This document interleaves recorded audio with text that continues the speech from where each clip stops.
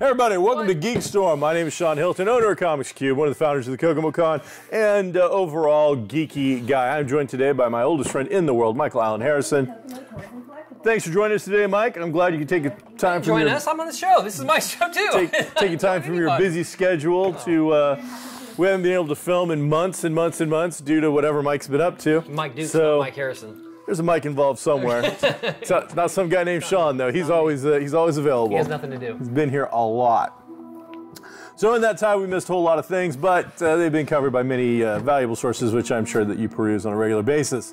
But you don't get to see us palavering about it. So first off, we've got we always start off with deaths. Alan Grant has passed away. Not in fact the character from the Jurassic Park movies, but a famous comic book author, gentleman who helped discover Alan Moore, brought his fame, and helped open up that kind of that deluge of English talent and European talent coming over to write mainstream American comics. Alan Grant was known for writing Detective, Batman, several other books, including Judge Dredd, Judge Anderson, and... Judge Anderson? Yeah, it was Judge Dredd's like sidekick. Really? Yeah. Never heard of it. Wow, you should read more comics. Well. Geek card is in question. Really? Because I don't know who Judge Anderson is? In question. You probably know who Judge Judy is. Yeah? Yeah. So like the richest woman on television. Learn the real judges. Whatever. So, Judge Anderson. She was like the site. I know Harry Anderson was a judge on Night Court. He's dead. So was Alan Grant. Yes. Conspiracy? Nope. No. Alan was born in 1949, died 2022. So, created Anarchy, the character in Batman. But again, big name writer. So that's too bad. Rest in peace, Alan Grant. Yeah, we're losing a lot of legends lately. We had George Perez pass away, Neil Adams passed away, and I hate to say it, but so many of the people that I've looked up to since I was a kid and got into comic books is at an age now where it's not, you know, when these things happen, it's sad, but it's not like a surprise, you know. So a bummer.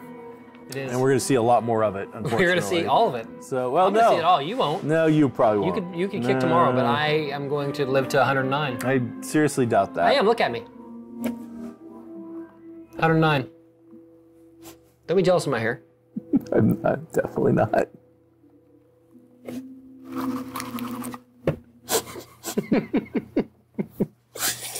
Oh, hey, what do you got on your list? Oh, we've got so many things. I've got stuff. I got a list too. These are just recent things. I got 2 pages of list. Oh boy, so many things, and I don't even talk. Okay, we'll just gloss over the things that we didn't talk about in the last 11 months. It's been 11 months. We didn't talk about them. Yeah, we didn't. We didn't talk about Obi-Wan or Boba Fett or even Miss Marvel that just came out. Did you like Obi-Wan? Obi-Wan was fine. It was a 7 out of 10 for me. Did you like Boba Fett? It was more of a 6 out of 10 for me. Did you like Miss Marvel? Yeah, and Miss Marvel was like a 8.5 out of 10. There you go. Yeah. So we got that covered. Okay, next. Let's knock it off. Great. On that side of things, the next big thing from Disney Plus is She-Hulk coming out around August 17th. Yes. That will be their next big streamer. But within that same month, we will get Andor. Right. Now, Andor's one that's been talked about, I think, longer than a lot of the others. Since the beginning. You know, this is one we've heard quite a bit about. I think it's drug its feet. It's one I'm not excited about whatsoever, but it's another Star Wars product. Now, since they've started the Disney Streaming Plus, we have had a lot of Star Wars product, live action. Sure. And pretty high quality stuff. Obi-Wan was like big name stars coming to do it. Sure. Some of these others, like Mandalorian, which has been huge, we don't really know any of those people for the most part. That's not to say there's not an actor or two in there you're like, ooh, but for the most part, B-listers. you know, anybody could have been under that Mando thing for a long time. 3 different people. So, but now with Obi-Wan, we're looking at big names. Andor, we're looking at a prequel with well-known on-screen stuff, but we haven't seen anything on the big screen. Nor I don't think we will other for a than just while. like lots of cancellations. I don't think we will for a while. Of big screen stuff. Here's all I know about that is that Ryan Johnson, is still says he's got something in mind. Really? Now this was Star Wars 2 guy, right? That got panned. This is horribly. the Blue Milk dude. Episode 8 guy. Yeah, the guy in between the JJ. Yeah, people hated. Yeah. I mean that was a polarizing situation. Kevin Feige is going to be producing a Star Wars movie. Okay. So that's something that is also down the road. But there has been no talk of character, plot, timeline, nothing like that. I imagine at some point we're going to get some High Republic stuff, but I don't think there's anything that is... The biggest thing I've heard about that we had some spotlight photos for, not from the movie, but just was X-Wing. Yeah. There's X-Wing Squadron, the Rogue Squadron. Woman from Wonder Woman, the director from Wonder Woman. Patty Jenkins. Patty Jenkins. They did some shots of her with like fighter jets and stuff and playing up, and now all of a sudden, I think that's gone. Circus quiet. I think that's out. They're like, there's a bunch of carnies in the night bringing down the big top while nobody's there, Right. and by the time you go back to the field that next morning, You're talking about how the Colts left Baltimore. Nothing. For Indianapolis. There you go. That's what you're talking about today. Nothing. It's just gone. Dated sports reference. We talked it all up, Right. and then it was gone. Yeah. And I think they're doing so well with Disney Plus. They're able to tell better stories. You can tell a better story in 6 hours than you can in 2 hours. You know, so. It may be a while before we see some Star Wars in the big screen, which is fine. You know, I don't mind that at all. I love the Disney Plus. Speaking of She-Hulk, like you were though, they have in the last couple of days released some more updated final looks at CGI. Things that fans were complaining, just like had a little Sonic fever and said, well, we don't like this, so they went in. I don't know if they went in and changed it as much as, hey, we're still working on this, and went and that's what they released. I don't know why they would release a pre-done, something that's not done anyway. When you know you're giving it to one of the most toxic fan bases out there, why put a half-done product out there anyway? I think some of it's feelers. I think it's a new tactic. Put it out there, see how they react, because they are so vocal. Yeah. Because if they'd got a pass on it, they wouldn't have gone back and done it. Right. They'd be like, oh, it's good enough. They're gonna go with it. The other thing is like back in the day when we put out a movie, when you and me put out our movies, with the Double H brand that we were doing. We had to, you had to make prints and then physically mail all those to movie theaters. In your scenario that's made up, am I the first H or the second H?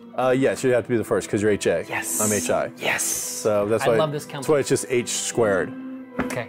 You had to send out like actual film to be seen. With this streaming stuff, until we'll say an hour before it is like live. Right. They can be working on this. Yeah. I mean, it's just now, obviously, Mike, rendering and whatnot, I'm going to assume they have real stuff that doesn't get bogged down nearly as bad, so they can probably pull off something like that.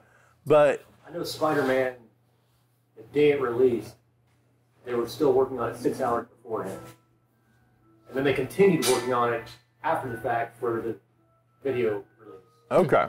So, that's the thing now, is like it's going live at 3 in the morning. I think 3 in the morning is when they do it, because that's the Pacific Coast in the U.S. Midnight. So that's midnight there. So we have up until 11:55 Right. to I get it. to tweak some stuff. I understand that the technology and they can do it. I don't understand why they would put out something that could invite criticism. That's just what I think. Anyway. I mean, everything's going to invite criticism now. Even if that had been perfect, spot-on CG, there would have been somebody out there saying something negative. Here's the thing about this situation and this show, anyway, that I think is really not being talked about. All the CGI we've seen, we saw Thanos and the Hulk, and it all looks fantastic. And I think this draws the most criticism because that's a human face, and it is supposed to be a perfect human face. I don't mean the character. I just mean we want her to look as human as possible. Okay, so if what we saw in the last couple of days anyway, we're darn near where we can just stop having actors anymore, because all we have to do is motion capture. Let's say Bruce Willis is getting ready. He's done with making movies. We do some motion capture on him. Spend 100 hours motion capturing Bruce Willis, walking that way, doing this, punching this, doing that, recording him do every single thing he could possibly do, and then we've got Bruce Willis for life. Yes. Because beyond life. If it looks, exactly. Well, our lives.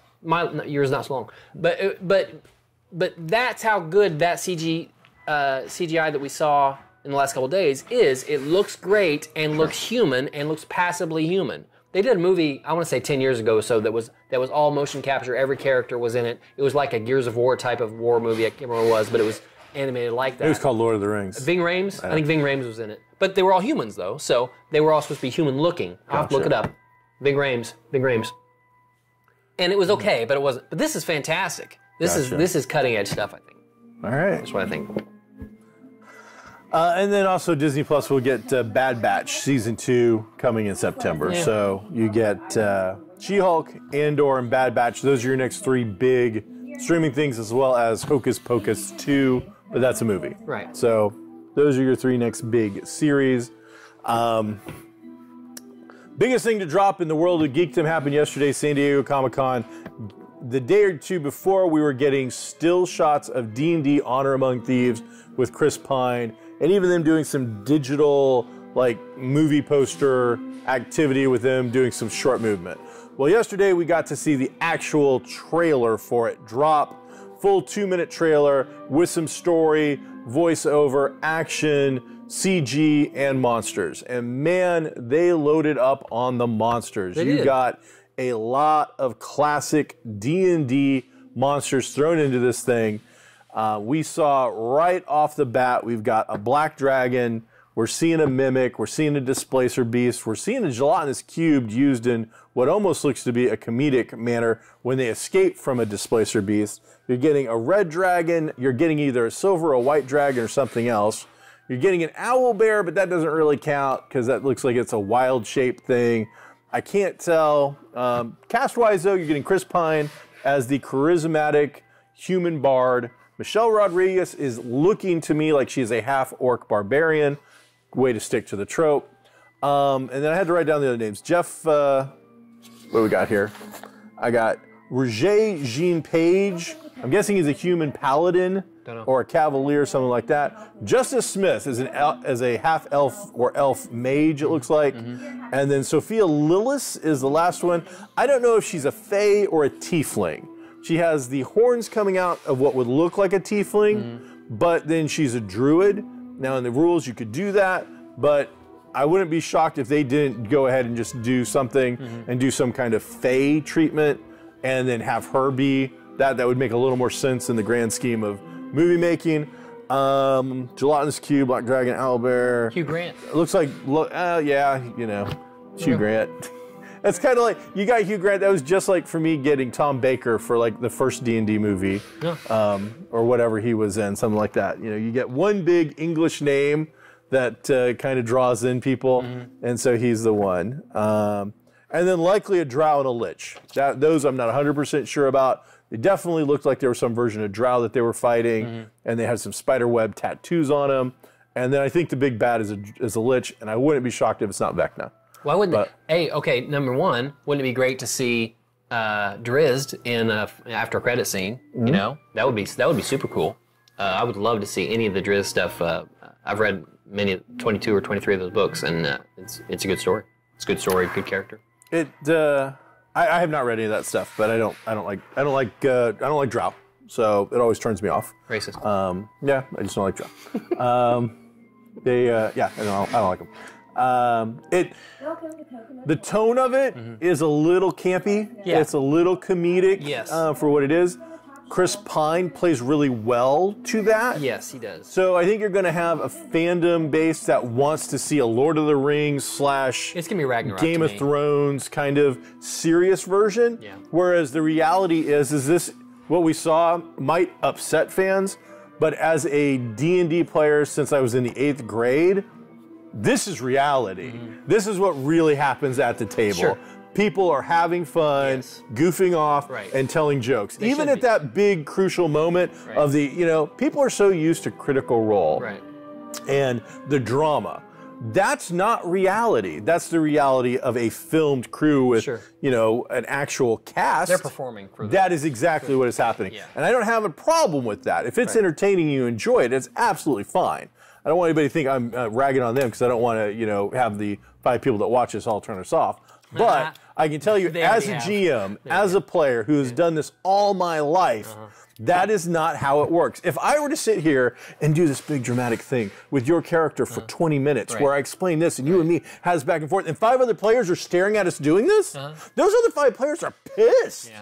They're like, what about us? That's not the way it works. I do a 3 to 5 minute thing with you that's in depth, and then in the middle of something, I pause you with just slowly, and then I do something with them and them, and then I come back to you. Right. And that's how it's done. It's fun, and that's every table is different. There are, I'm sure, some grim, dark tables where it's all, the all-encompassing evil, and, it's a DC Snyderverse version of D&D. The trailer plays up on the fun of it. Yeah. I think, much like, to make it more palpable for non-D&D players, obviously, and people who aren't as into that genre. It makes it so it's, that looks like a fun movie. I think I'll see that. Exactly. And here's the thing is, at the end of the day, the producers want money. Right. And that's how we're going to do it. We're not going to make money by showing Sahagin and trying to explain the anatomy and how Sahagin come to be, because that's important to D&D fans. Right. What it is, what was that one? Oh, it was an owlbear. Oh, an owlbear. Okay. And then we've told the joke. We've seen a pretty cool version of it on screen, and we're moving on with it. So it's going to be a big budget movie. Hopefully it does big budget. Speaking of, I've broken down the last couple of movies that have come out and budgets. Look at this. Thor. Yeah. Ragnarok doing huge. Up to 500+ million in 2 weeks, about 13, 14 days. Right. Budget $250 million though. Okay. Now these numbers are worldwide. Sure. So it's doubled its budget. Most of the time these budgets though do not include all of the little things. The advertising does not usually include in a movie's budget. The sending you and me out to talk about our favorite part of what we did in the movie, that's usually that's not part of that budget. So these budgets are usually inflated. Plus some of these guys get paid on the back end, so the budgets are always Robert Downey Jr.'s budget on those movies has always increased a little bit, because as long as they keep making money, he does. So 250 on 500 million, it seems a little weak for a Marvel big tent movie like that. 2 weeks, but we'll see how long it's got legs. Right. Unfortunately, I think isn't something big coming out in the next week or so? I don't know. Not sure. Minions 3, though, $80 million budget. It's been out for 3 weeks, $550 million. Those are Deadpool numbers. That is, $80 million budget. $500 million budget sounds great for Thor, but that took $250 to get there. $80 million budget, and we're at $550 million. I'm pretty excited about that. Sure. The reason I looked all this up was Lightyear. Now, this is like Disney, Pixar, Chris Evans. This is some big names involved in this. Right. $200 million budget. That's a lot. Compared to Rise of the Groot's $80 million budget, $214 million worldwide. Yeah. And again, if we bring in some of the advertising aspects and whatnot, I would imagine that they haven't even made their budget back on that movie yet. So if so, it's going to be real, real tight.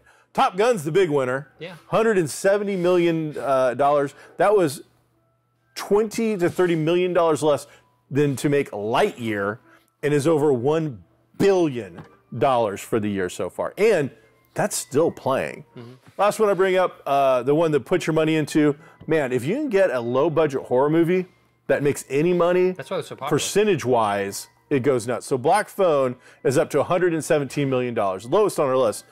Only $17 to $18 million to make that movie, though. We watched it a couple days ago. How was it? It was good. It wasn't horror so much. Is it suspense? Yeah, it's more suspense. Okay. And no supernatural element to it? Yes, there is. Oh, is there? Yeah, absolutely. Okay, yeah, I'm having a hard time figuring out what's going on with this movie from the previews. Yeah. Which is kind of cool, because when I see it, I'll be like, oh, I don't know what's coming. It was cool in that Ethan Hawke being the main, the bad guy, I was just surprised when the movie was over, I was surprised that he did the movie. No. Because it didn't feel like something you could really sink your teeth into as an actor. It felt like, especially since he was covered in mask almost all the time. Yeah. It felt like something that he could have phoned in, or pretty much anybody else could have done. Maybe he did it because he liked the project and maybe he produced it or whatever. He has skin in the game, but it's a good little movie. It wasn't graphic or anything. I think even a young horror fan could watch it, and you followed the kids. The kids were the real stars of the show, and so had that Stranger Things-ish thing to it. So, but it was supernatural and had a couple little scares to it. Okay. So we enjoyed it. Stranger Things, like breaking the record for hours viewed. That has become the Netflix go-to. They don't have the Nielsen ratings. They don't have to report anything. What is becoming the big go-to, and directors, producers are starting to lean into this, I've seen, is how many hours viewed. And so Stranger Things 4 has the most hours viewed the most quickly of anything they've ever done before. And I gotta say, out of my group of friends, almost everybody is talking about this. This has been the water cooler event of the summer. everybody's there. Have you finished it yet, or are you still holding off? Way before you did. Did you? Okay. How'd they get out? How'd they get? I don't know. They're out. Mike, did you watch it? How'd they get out? How did the people on the other side, once all the Hellmouths blew up and exploded, hot lava, the Upside Mount Down Doom, spit them out like a poop. how did they all get out? Because they're all just back in the normal world. And I'm like, it's driving me up the wall. I don't get it. How did they, if all of them went into these Hellmouths where there was rips, but we saw that was the big thing is all of those rips turned into molten lava death zones. How did they get back to the real world? And no point did they even show anything. And is Eddie's body still there, or did they at least bring it back? I don't know. These are things I want to know. So, we do have a first appearance of Vecna at the comic book store. If anybody needs it, Comics Cubed. It's got the first appearance of Vecna and a old deities and demigods pamphlet-y kind of a thing. Nice. It's like a 6th or 7th printing, but that's how they did it back then. They produced 50 on the photocopier and then produced another 50 more, slap a new printing or whatever on it. So, but enjoyable, man. I really enjoyed it. I thought it was really, really well done and had a good time with it. What's the next streaming property coming up that you are excited about viewing? Man, I mean, probably She-Hulk, I guess. I do want to see that. I just don't. Streamers, I don't know. I can't say.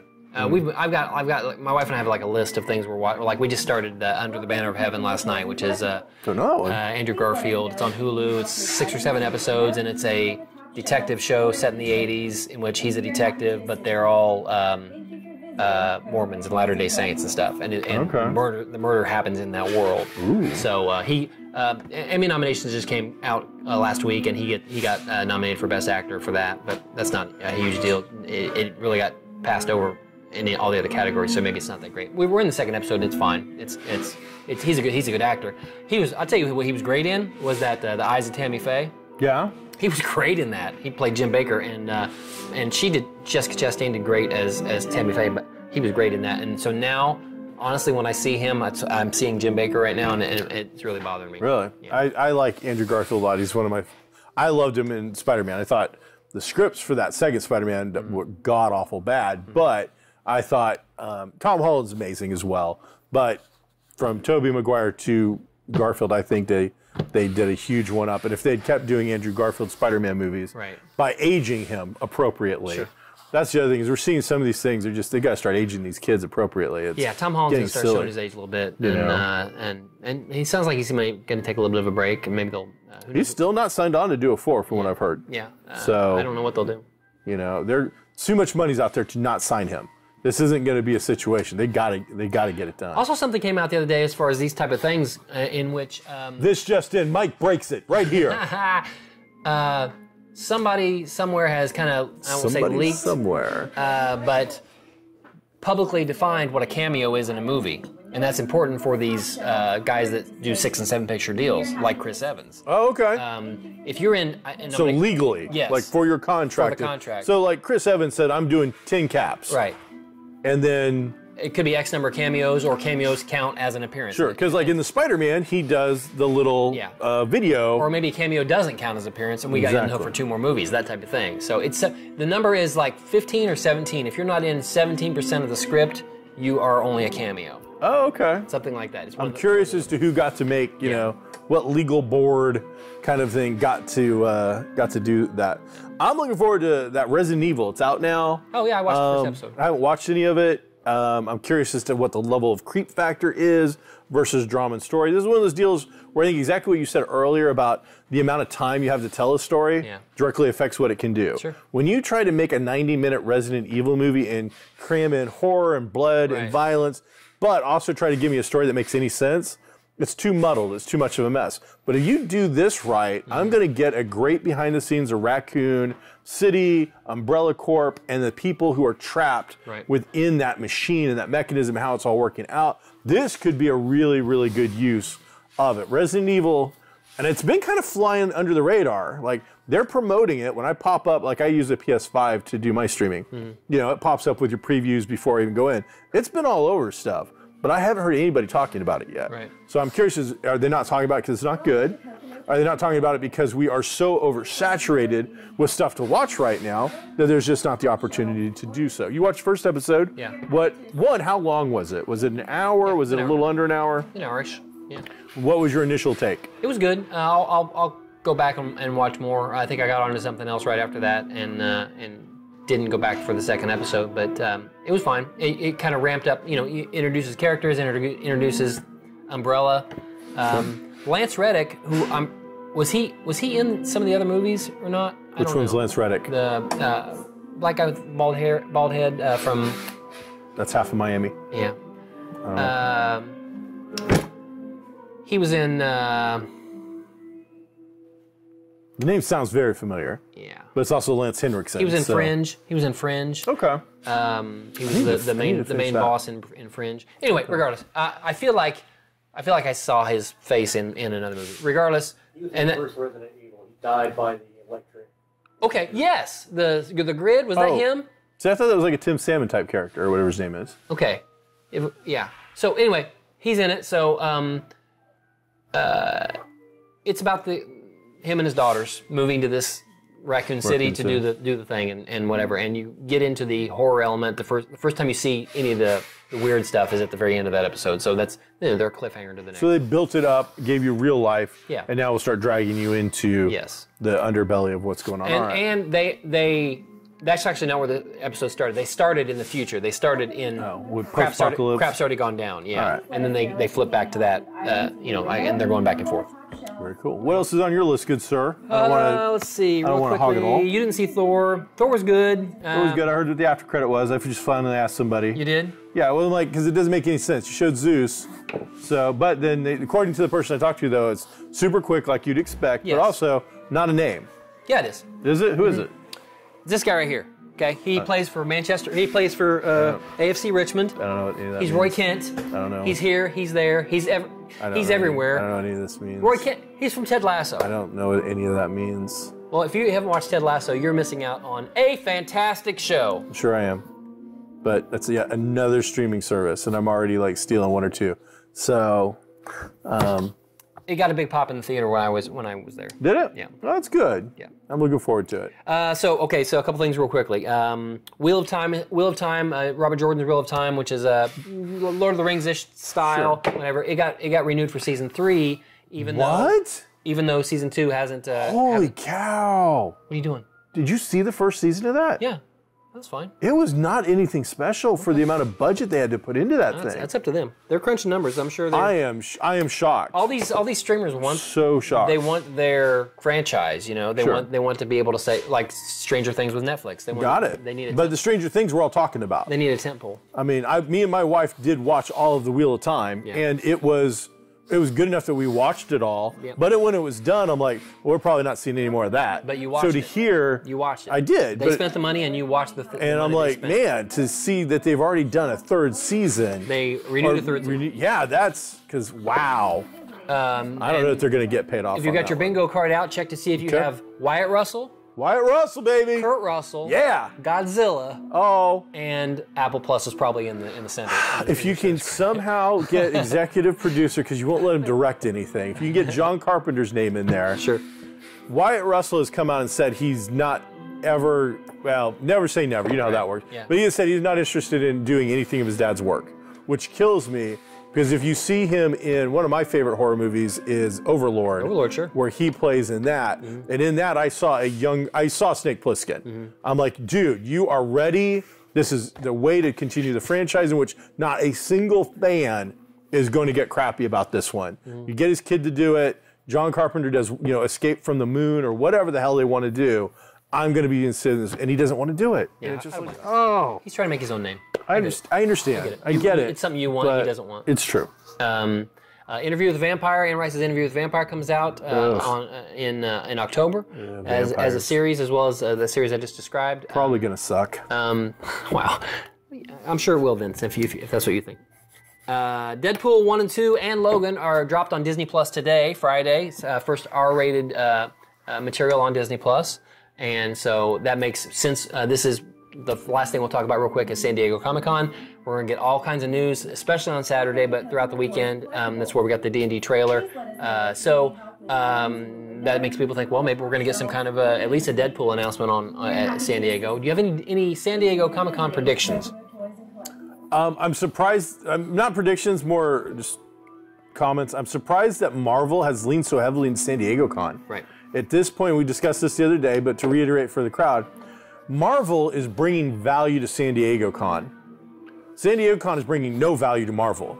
They could have done a Marvel 2-day, they could do Marvel Con at this point. Do a 2-day convention just like the Star Wars Fan Fest or whatever it's called. Celebration. They could do, Marvel Celebration and release all that stuff, and people would eat it up. Right. So I don't know how that works. I'm sure San Diego doesn't pay for it. No, but I feel like they're a couple weeks away from D23, which is their Disney. Yes. Same and they do a lot of thing. Marvel stuff there. I Star Wars, Marvel. I imagine you're going to see all the Disney Plus stuff there, and then all the movie stuff here. What it does, it allows them to dominate a news cycle twice instead of all at once. I can see that. You don't, I think anyway, you don't want, what if you have this huge, awesome announcement, let's say FF cast, Spielberg's doing FF, and this is the cast. Mike called it right here. What if you have that, and then how are all these other announcements going to look when you've got, but if you, this allows you to have 2 giant, fantastic announcements, that type of thing. So what, and this is why you got D&D on Thursday. Dungeons & Dragons trailer drops on Thursday. Yeah. Because it is about to get smothered by whatever they're going to release on Friday and Saturday. You won't see Sony announce anything this weekend because they're going to get they're going to own that. Yeah. They've done it before where they've had people, in costume and whatnot. Ryan Reynolds obviously doesn't seem to have a big problem wearing a Deadpool costume. Right. So it would not shock me at all to have Ryan Reynolds walking around San Diego Con in a Deadpool outfit, to have him then show up on a panel out of the audience. What would be great is if instead they opened the, they always have a microphone kind of thing, and they allow him to be the first one up to ask a question and pull off his mask, and then. And it's Hugh Jackman. That'd be great.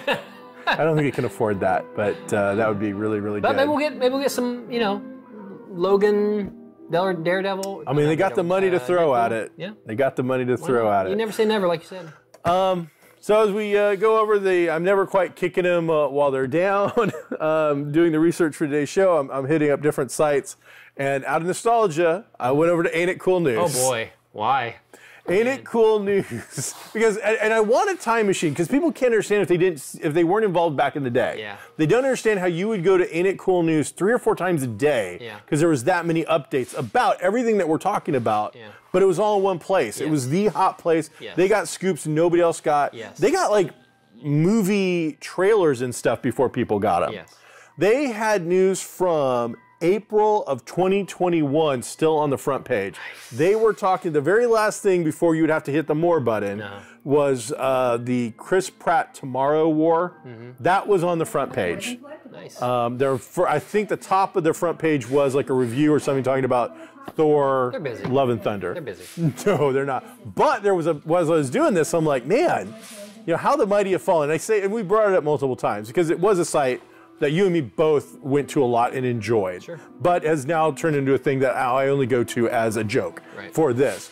Somebody has done a podcast that started in January 1st of this year that is about the downfall of Ain't It Cool. And I have never really bothered with podcasts. I listen to audiobooks quite a bit, but everybody's listening to podcasts. I think I'm the last Neanderthal on the planet that's not. You are. This might be the one, because it sounds like it's a documentary mixed with a podcast, the whole 9 yards. Sounds like something I'm into.